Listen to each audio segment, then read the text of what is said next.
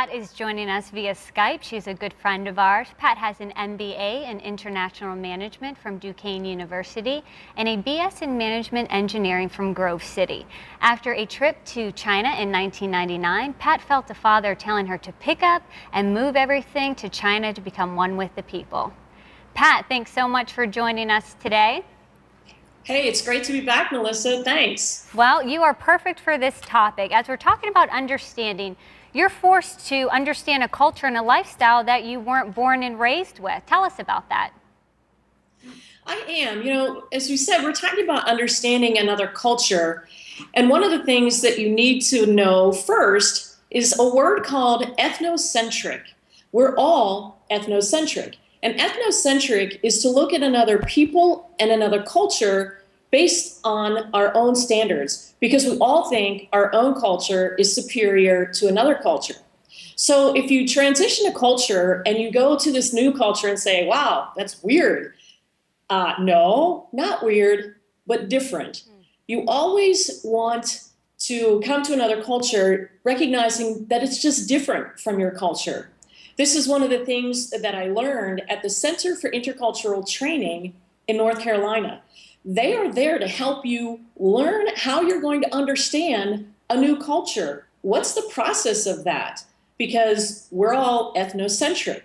So you start from the outside and you move in. You start with observable behavior to a value, to a belief, and finally to a worldview, so you can understand what is this new culture that you're in.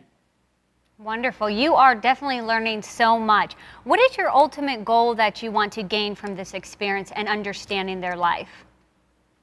Well, right now I'm learning the heart language of the people, because if I want to talk heart issues, I need to understand their heart language.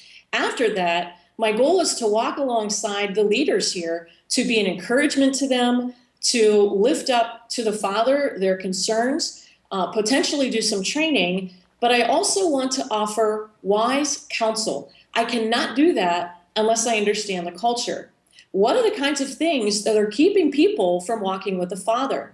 For instance, every time I've gone hiking, I've seen vertical sticks wedged into a rock ledge. And I can look at that, I can observe that, but I cannot interpret it because I still have ethnocentric eyes. So I need to ask a national, what does that mean? And they tell me, if you can find a stick that can stand vertically in this rock ledge, then you will have good fortune. You will have good fortune. They're believing in a stick. I'm believing in the one above that made the rock and made the stick. That's a clash of world culture. I need to understand what's going to keep them from the Father, things like that, beliefs in a stick.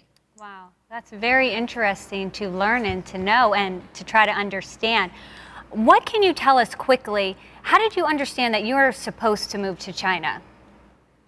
Well, this happened in 1999 in my first trip. I really felt like Father was asking me to move here and to do this kind of work. My heart got that. My heart understood that and was rejoicing. My head was like, wait a second, there's a few details we have to work out.